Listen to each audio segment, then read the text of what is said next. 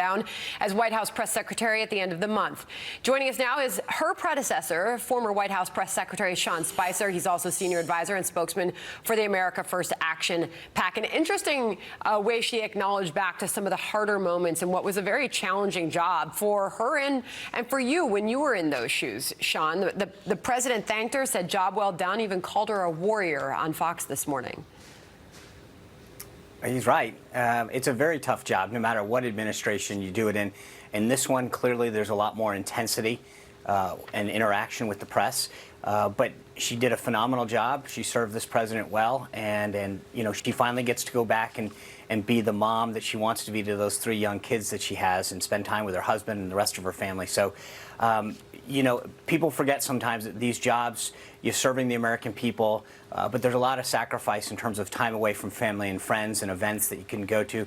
So I hope that she finally gets that time. What about some of those challenges she faces? We were talking to Howie Kurtz earlier about, you know, just looking back at even that White House Correspondents' Dinner where she was personally attacked while she sat on that stage and took it with grace. It was a long few years, I'm sure, for her and her family, but as you look back and now you see the media reaction to her departure, they haven't exactly been nice. No, they have not. It has become a much more personal relationship with a lot of these attacks, and I know that the press corps always focuses on their end of it, you know, but it's also on the other end, which is Sarah and the other people that are serving in government right now, where if they don't get the answer they want, they make this very, very personal. And you get a thick skin, but it never stops coming through. Those attacks don't stop hurting. What about a potential political bid for Sarah Sanders? Well, I mean, look, she's got high name ID. She's a very likable person. She's hardworking, smart, and she's got public service in her DNA. Clearly, she watched her father ascend from lieutenant governor to the longest-serving governor of Arkansas. So I don't know what office or when, but she would make an amazing public servant.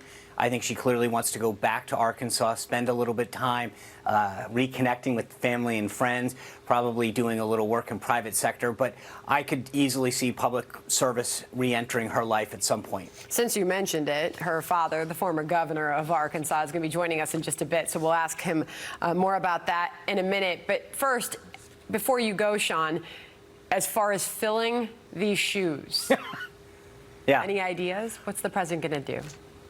I do have some ideas, but look, this person, whoever it is, the president's got plenty of good choices in the White House, in his administration, and a few people outside the administration.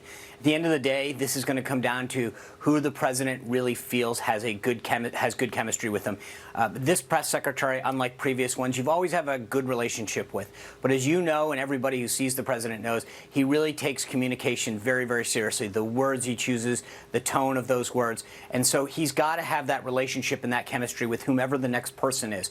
So I could see a variety of people serving that, but ultimately it's going to kind of come down to whether he feels that he's got good chemistry and good interaction with whoever the final candidate is. Do you happen to know if the president has anybody in mind, Sean?